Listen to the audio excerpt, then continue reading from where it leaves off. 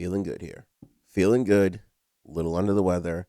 Little on the ill side. Allergies more than anything. We're here live talking some hockey on the Hockey Talk Show. Super excited to be here with you guys. And we have a lot of stuff to cover.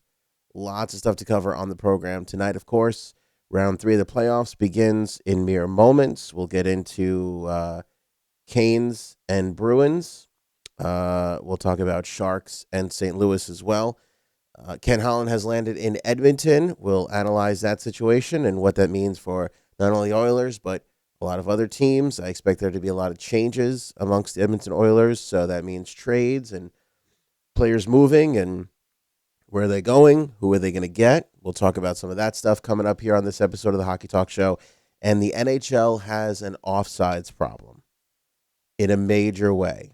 I know St. Louis fans are, Colorado fans are not going to be excited to talk about this part about it of the show, but we are going to talk about the NHL's offsides problem as well. Here live on the Hockey Talk Show, Facebook and YouTube. And don't forget, we are available on all the major podcast networks. Make sure you guys are doing your part to support the Hockey Talk Show. Listen to the podcast, even if you're watching the live show.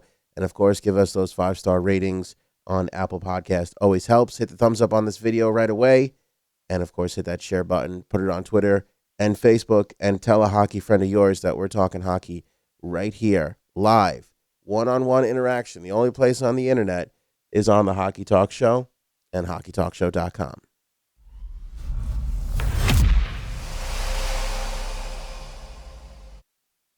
All right.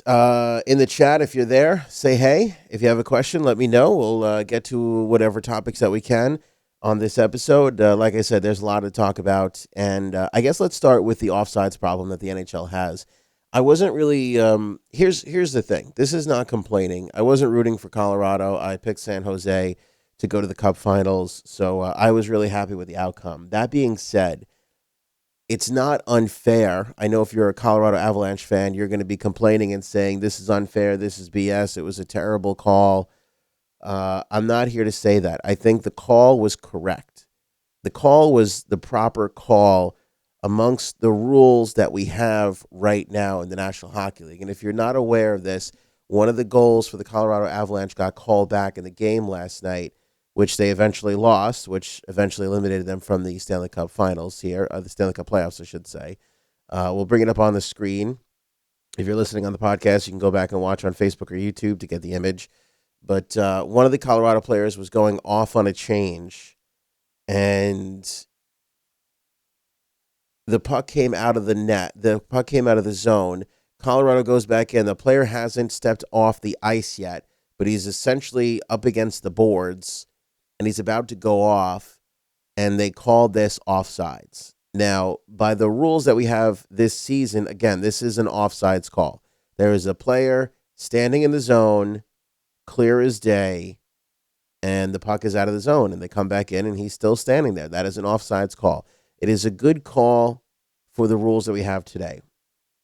What I'm saying is the National Hockey League is going to have to alter their rules going into next season, because this is a terrible, terrible scenario that I understand that nobody really saw coming. And this is the kind of thing that after you implement a rule, you start to see, oh, okay, this is affected this way, this is affected that way. You know, you start to understand the rules, things change, and you go, okay, we gotta revise this a little bit. The NHL needs to revise this part of it because there's an inconsistency. If a player is about to hop off the ice and they are within 5 to 10 feet of the bench and another player hops on, so technically there's more than 6 players standing on the ice. Let's say there's 7 players, but one's about to go off and he's standing right next to the bench. He's still standing on the ice, but he's about to go off, and the other player hops on and he gets into the play. Nobody calls that too many men on the ice.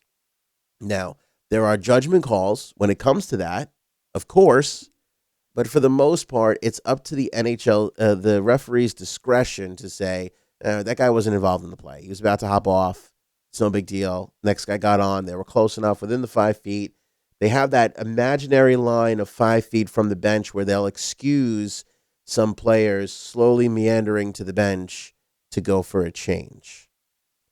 They need to implement that part of the rule to this offsides call. Because as you can see here, this player has his back to the play. I don't even know who it is. I forgot who it was. It's insignificant. It doesn't matter. The player is standing in the zone with his back to the play, literally about to walk through the door in 2 seconds. He is in no way impacting the play, in no way, shape, or form, going to turn around and he's out of the play, just like he would be on a change, and you wouldn't call him for too many men. So then why are we calling this for offsides? Again, as the rules are, they are written this year. This is an offsides play. It's the proper call. What happened to Colorado last night? I'm talking about sitting back and revising the rule for next season and looking at this and going, wait a second. This guy was going off. He wasn't impacting the play whatsoever.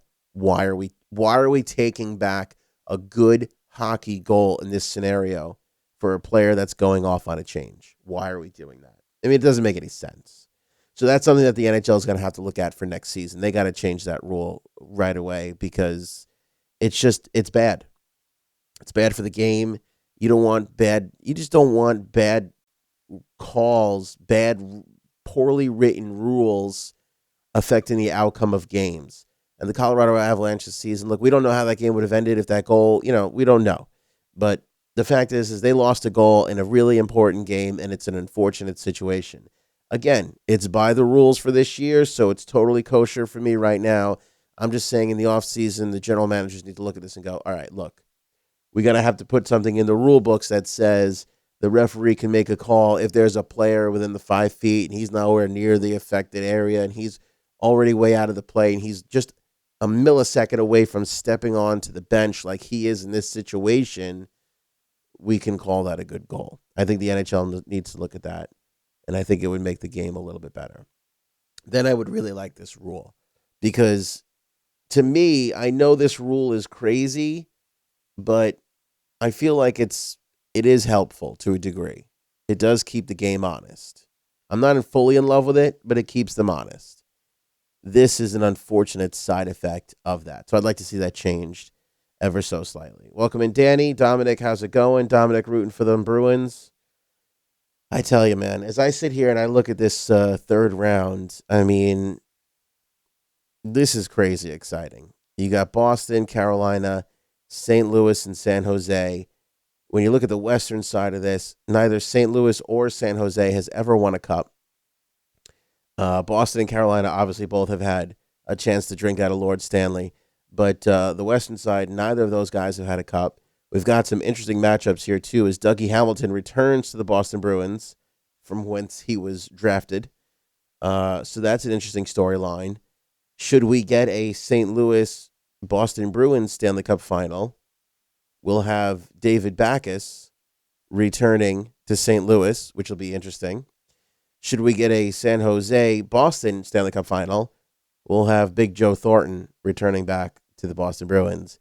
I think that is an incredible storyline to be rooting for. If you're just in this for the good storylines and you just want to see a good storyline play out, there is no better storyline than Joe Thornton and the San Jose Sharks versus the team that drafted him 20-some-odd years ago and the Boston Bruins, because they went ahead and traded Joe, and they sort of went on their runs after they traded Joe, who was, by all accounts, supposed to be, he was supposed to be the guy, right? Joe was supposed to be the guy for Boston when he was drafted. He was that prototypical player. He was that unbelievable, like, oh my goodness, look at this guy, right? And he was never able to deliver a championship to Boston through no fault of his own. But Boston found a way after they traded him. And now here he is all these years later in what could very well be his final season. And that could be one hell of a storyline. Jumbo Joe against the Boston Bruins. That would be exciting. Sharon, I'd like to see San Jose win the cup.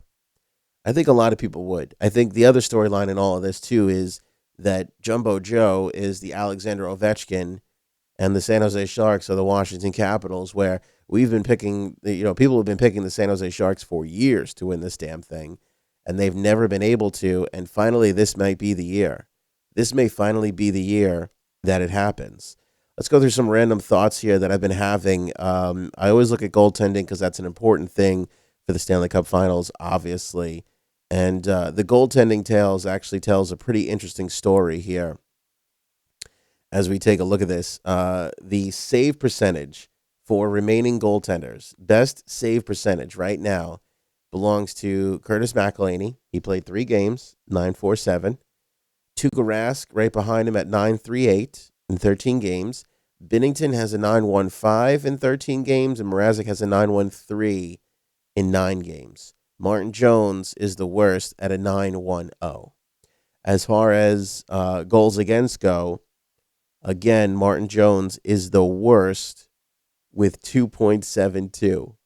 Now, if you told me that I had a goalie with 2.72 going into the playoffs, I'm like, all right, not bad. I feel like I got a good chance to win. 2.72 with Martin Jones is the worst goals against average in the playoffs right now. McElhinney has a 1.56. Mrazek has a 2.22.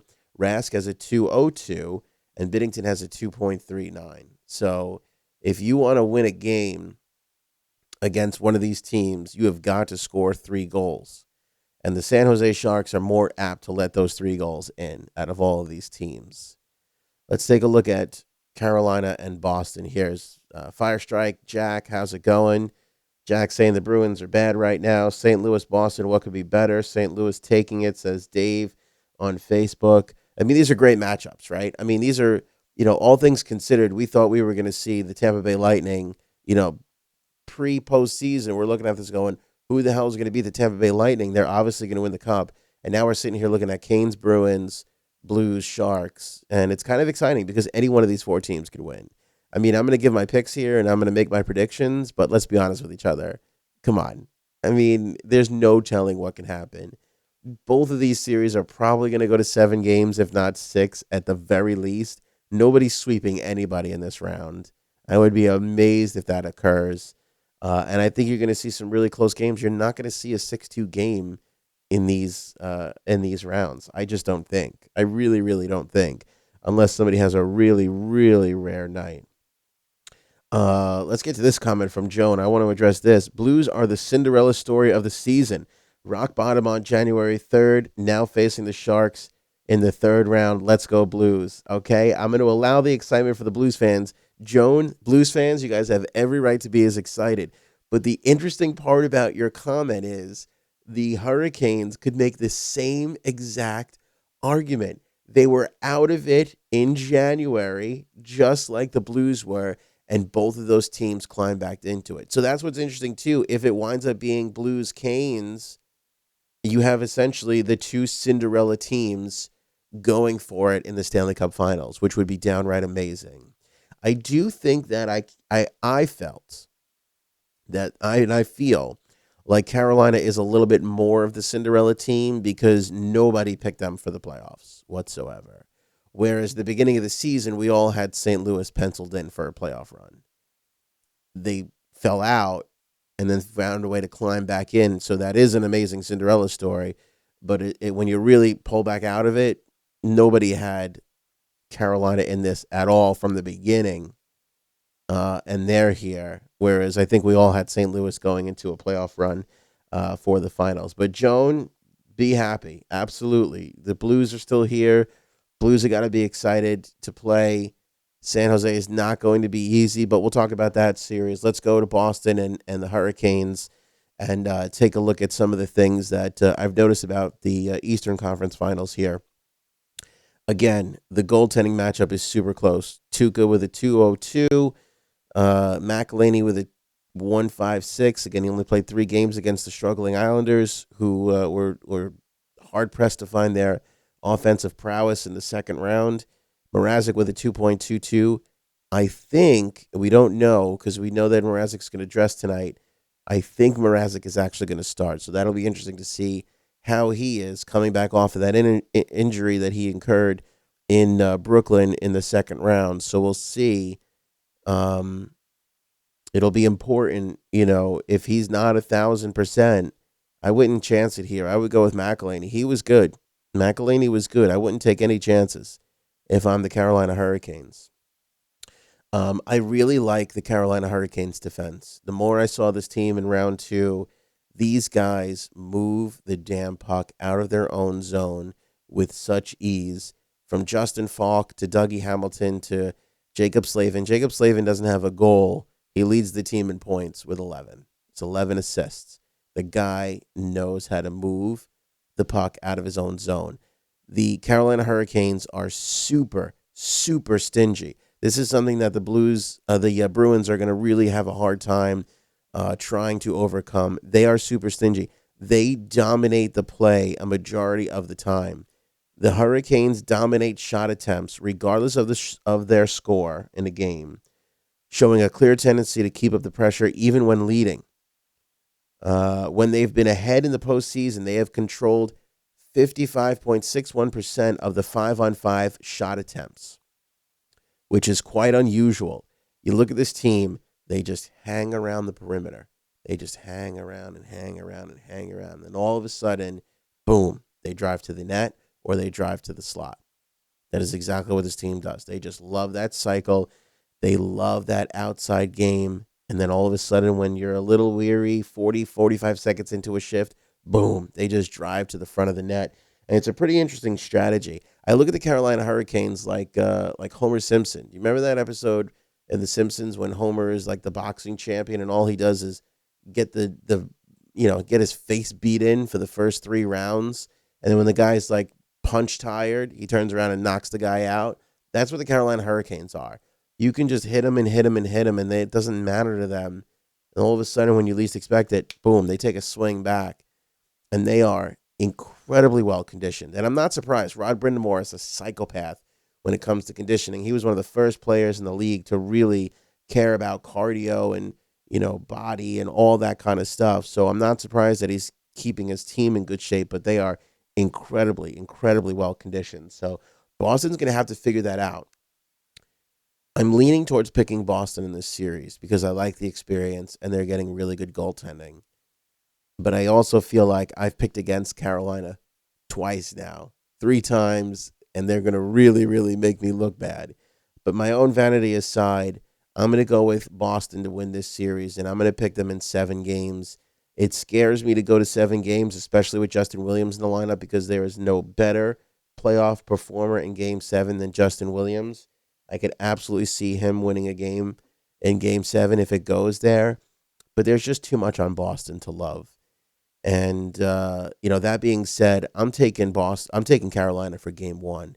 I don't like that Charlie McAvoy is out. He was suspended. I think that's going to hurt them.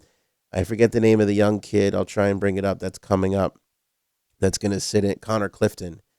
I think Connor Clifton is his name, right? He going to come in for the Bruins here. And I think he's going to play with Zdeno Chara. I don't love that.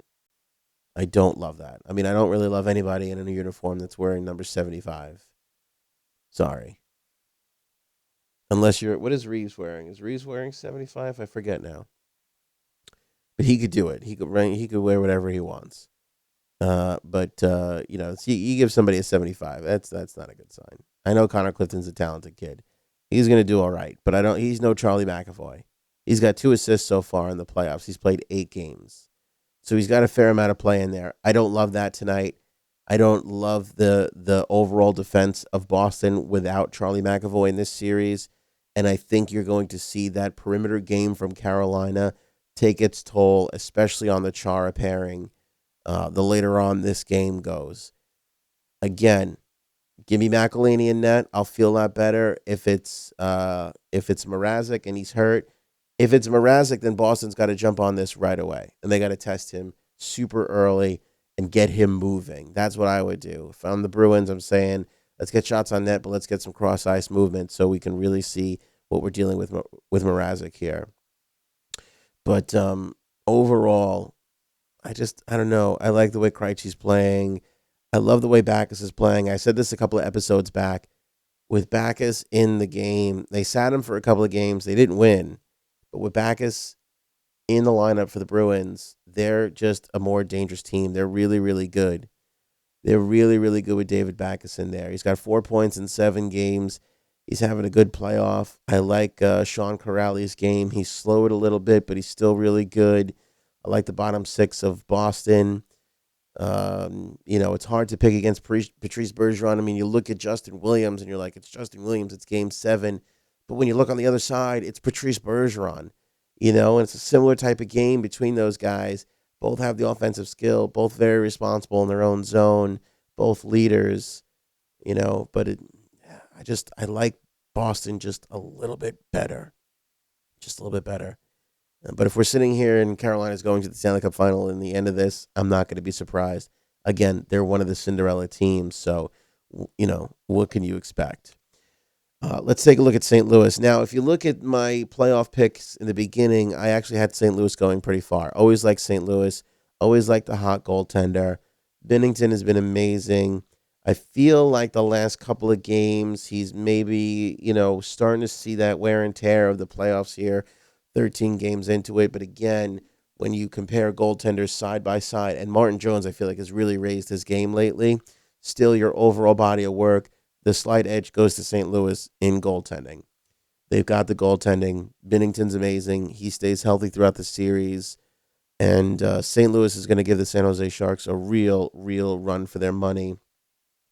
Dominic brings up a good point here. Let me address this quickly. Marchand's going to throw the Carolina game off.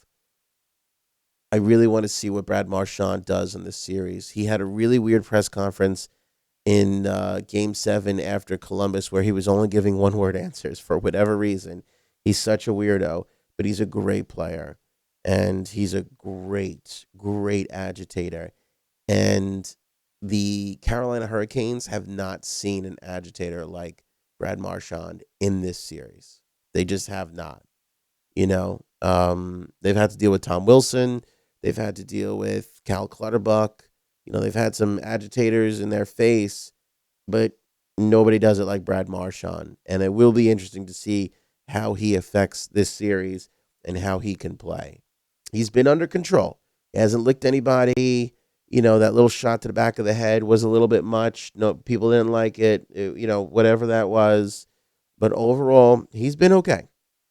He's contained himself a bit. So I like it. I like where he's at, is what I'm saying. He's been far worse and far more out of control. I feel like he's in a little bit of control right now, which is a good sign for the Bruins. But back to San Jose and St. Louis. You look at the top of the scoring here. Jaden Schwartz, 8 goals, 3 assists, 11 points in 13 games. Pietrangelo is, again, like Carolina, moving the puck well out of the St. Louis zone. 2 goals, 9 assists for him. Ryan O'Reilly, 2 goals, 7 assists. Colton Parayko, 1 goal, 6 assists. David Perron's been chipping in, 3 goals, 3 assists. 5 goals for Vladdy Tarasenko. Not too bad. I'd like to see a little bit more out of him as this playoff series goes on, because now we're getting into the nitty-gritty of it all. And when you put that next together, San Jose Sharks, and we look at their top scoring, Logan Couture, 9 goals, 5 assists. Tomas Hertl, 9 goals, 5 assists. Brent Burns, 5 goals, 9 assists. Carlson's got 12 assists. Timo Meyer's got 10 points, 3 goals. All with 3 goals and 3 assists. Kevin LeBlanc, Mark-Edward Vlasic, and Joe Pavelski, who came back and scored a pivotal goal in Game 7 against the Colorado Avalanche, had a nice tip after getting his brain guts knocked out in the Vegas series. For him to come back so quickly is a good sign. I like the way Martin Jones is playing. I love St. Louis to go to the finals, but I think it's going to be the San Jose Sharks. I think we're going to see Sharks Bruins. I hate to go with the obviously more experienced, predictable teams here. But, again, for all the reasons I laid out, it's just little slight edges. Just little slight edges. I think Martin Jones' game has been good. Not as good as Binnington, but he continues to improve, and I like that. But more than anything, scoring becomes the premium here, especially in these later rounds. Couture, Hertl, Burns, Carlson, Nyquist Evans got 7 assists. Kane, 2 and 5, not too. The Sharks are they're built. They're really just built all around. They're going to come at you super strong with 3 lines and a nice 4th line. And I like that Joe Pavelski's back in it. Couture, Hertl has been amazing in front of the net. So that's something that Binnington is really going to have to deal with. I think over the long term, I take the San Jose Sharks here. because, again, scoring, they're not as good goaltending wise, but I think scoring wise, they are slightly better than the St. Louis Blues. So there's my playoff prediction. Give me the San Jose Sharks, give me the Boston Bruins, and that's going to be our Stanley Cup final. Of course, we'll converge again to predict the Stanley Cup finals before we get to that. And finally, to wrap things up for this evening, let's get to this. We didn't have a chance to talk about this the other day. I wanted to do a show, but I was a little under weather, as you can hear. I'm still kind of getting over this cold here.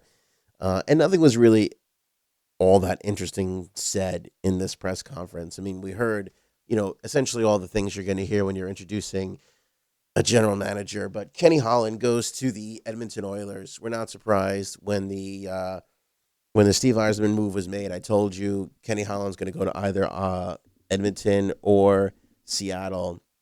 I was a little surprised, and I didn't really hear much about Seattle in this scenario. I would have thought we would have heard Seattle make a bigger pitch, or rumor-wise try and come in here and make a play.